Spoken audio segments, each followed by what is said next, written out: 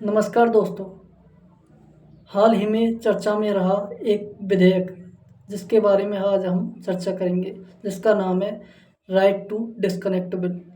क्या होता है राइट टू डिस्कनेक्ट बिल और क्यों ज़रूरत पड़ी इस राइट टू डिस्कनेक्ट बिल को संसद में पेश करने की, इन सभी बिंदुओं पर आज हम विस्तार से करने वाले हैं बात। सबसे पहले हम जान लेते हैं कि प्राइवेट मेंबर बिल होता क्या है। मैं इस बारे में आपको इसलिए बता रहा हूँ क्योंकि इस शब्द का आप बार बार में मेरे मुंह से सुनने वाले हो। तो सबसे पहले हम जान लेते हैं कि क्या होता है प्राइवेट मेंबर बिल और क्या होते हैं प्राइवेट मेंबर। तो मैं आपको बताना चाहूँगा कि संसद के दोनों सदन, लोकसभा या राज्यसभा, दोनों के चाहे तो निर्वाचित सदस्य हो और चाहे मनोनीत सदस्य हो, चाहे इलेक्टेड सदस्य हो चाहे सेलेक्टेड सदस्य हो, दोनों जो कोई मंत्री नहीं है, मतलब जिनके ऊपर कोई मंत्री पद नहीं है, अगर वो सदस्य, वो एमपी अगर कोई बिल को संसद में पेश करते हैं, संसद मतलब लोकसभा में या राज्यसभा में पेश करते हैं, तो वो एक प्राइवेट मेंबर बिल कहा जाता है। और जो सदस्य इन बिलों को पेश करता है उनको कहा जाता है प्राइवेट मेंबर। तो आप सभी समझ गए होंगे कि क्या होते हैं प्राइवेट मेंबर बिल और क्या होते हैं प्राइवेट मेंबर।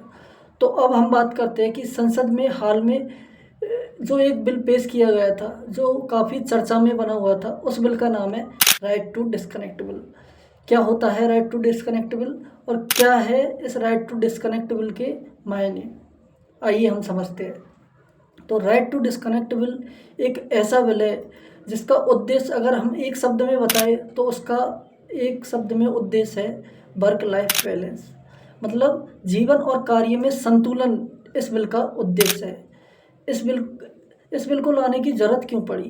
क्योंकि आजकल हम देखते हैं कि कोई भी व्यक्ति जो प्राइवेट कंपनियों में नौकरी करता है, उस प्राइवेट कंपनी का यदि टाइम सुबह 10 बजे से लेके और शाम को 5 बजे तक है, तो कंपनी 10 बजे से लेके 5 बजे तक तो वर्क करवाती ही है। उसके बाद भी 5 बजे के बाद भी कंपनी के द्वारा जो अपना कर्मचारी है उसके पास में ईमेल, व्हाट्सएप, कॉल, मैसेज आदि सेंड किए जाते हैं और अपने वर्क के बारे में इंफॉर्मेशन ली जाती है, दी जाती है, मतलब एक दूसरे के टच में रहते हैं।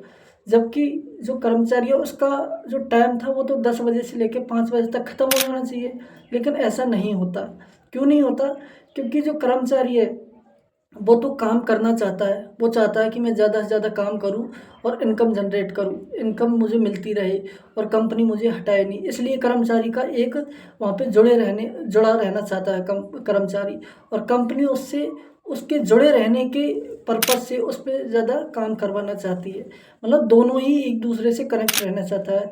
जबकि इससे होता ये है कि जो कर्मचारी है उसको यही पता नहीं होता कि उसके काम के घंटे कौन से हैं और उसके पर्सनल लाइफ के घंटे कौन से हैं।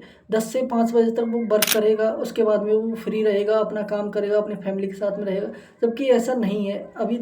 अभी देखने को मिल रहा है कि काफ़ी सारे कर्मचारी कंपनियों के कामों में ही लिप्त हो चुके हैं, मतलब ज़्यादा से ज़्यादा कंपनियों के कामों में ही लगे रहे। उनको पता ही नहीं कि कब घर जाना है, कब अपना खुद का पर्सनल टाइम है, कब कंपनी का टाइम है, कब अपने काम का टाइम है।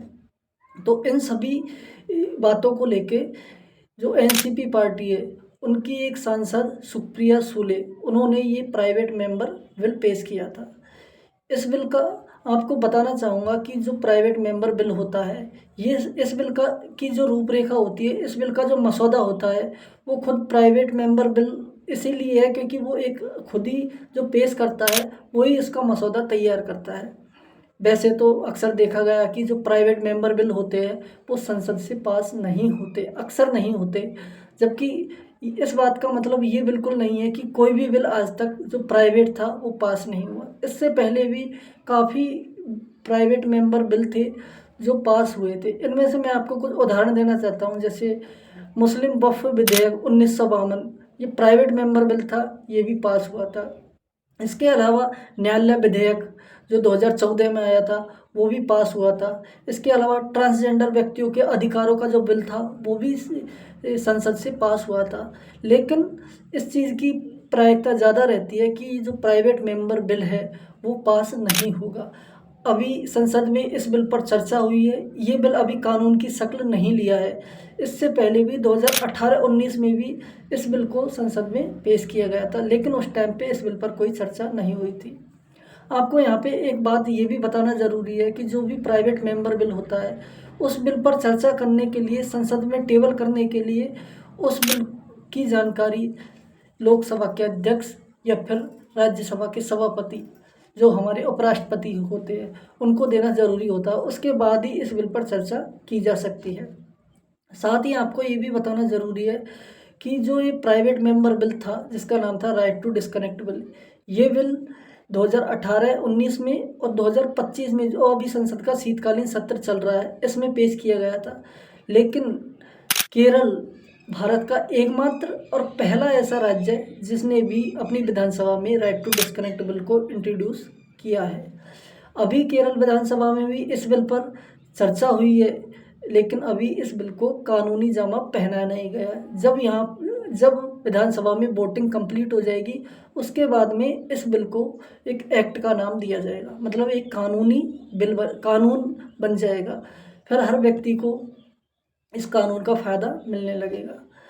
इसके अलावा हम राइट टू डिस्कनेक्ट बिल के बारे में कुछ और बिंदुओं पर भी चर्चा करना चाहते हैं। सबसे पहले हम जान लेते हैं कि जो राइट टू डिस्कनेक्ट बिल होता है, अगर ये बिल पास हो गया, संसद से पास हो गया, तो इस बिल के तहत इस बिल में जो प्रावधान है, उन प्रावधानों को ज़मीन पर उतारने के लिए एक वेलफेयर सोसाइटी बनाई जाएगी, जो इस बात का ध्यान रखेगी कि जो बिल में प्रावधान है क्या ज़मीनी स्तर पर भी लागू हो पा रहे हैं या फिर नहीं हो रहे। दूसरी बात, अगर ये बिल कानून बन गया तो फिर काम के घंटों के बाद में अगर किसी के पास SMS, कॉल, व्हाट्सअप कुछ भी आता है, तो उस व्यक्ति के पास में ये कानूनी अधिकार होगा कि वो उन कॉल, मैसेज, व्हाट्सअप का रिप्लाई ना भी करे। वो किसी भी तरह से बाध्य नहीं होगा उन चीज़ों का जवाब देने के लिए। अगर उसने ये सब चीज़ों को इग्नोर भी कर दिया तो उसके ऊपर कोई कानूनी कार्रवाई नहीं हो सकती, उनकी कोई सैलरी नहीं काट सकता। ये सारे जो कानूनी अधिकार है एक प्राइवेट व्यक्ति के पास में आ जाएगा जो एक कंपनी में जॉब करता है। वैसे तो इस बिल की जब से चर्चा होने लगी है, तब से प्राइवेट जो वर्कर है, जो प्राइवेट कंपनी में काम कर रहे हैं, उनके बीच में इस बात की तसल्ली है कि हाँ, हमारे लिए भी कोई कानून संसद में पेश किया गया है और उस पर चर्चा हो रही है। अब हम जान लेते हैं कि पूरी दुनिया भर में इस कानून के बारे में क्या अलग अलग मत है। तो सबसे पहले मैं आपको बताना चाहूँगा कि फ्रांस ने 2017 में इस बिल को अपने देश में लागू कर दिया। फ्रांस दुनिया का पहला देश था जिसने राइट टू डिस्कनेक्ट बिल को अपने देश में लागू किया था।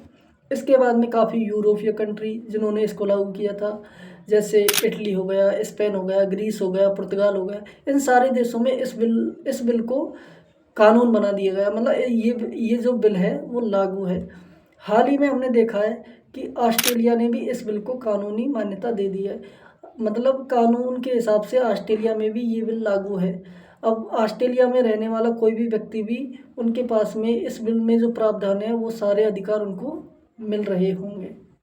ऐसे ही जो बिल अभी संसद में पेश किया गया है, अगर ये बिल कानून की शक्ल ले लेता है तो ये सारे कानून, जो सारे प्रावधान है, वो एक प्राइवेट जो वर्कर है, जो काम करता है, उसको ये अधिकार मिल जाएंगे।